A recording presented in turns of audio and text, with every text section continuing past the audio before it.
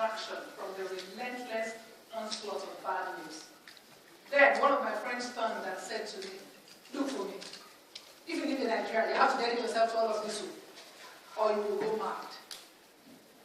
She's absolutely right. But what she misses, and I think that is the bit that has not sunk into us all yet, we are all already mad. The mad cannot get mad at the bad.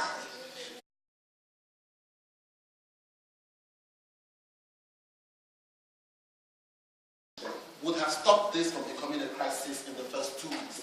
Now, after it had become a crisis, the girls are missing for 2 weeks, Boko Haram has taken them away to a place of comfort. What happens? The citizenry and the government again are missing because the government now focuses on its enemies rather than the problem.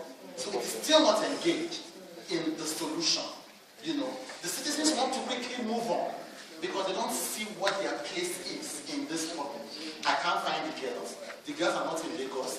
They're not in Abuja. They are in Chibok. Why should I protest here?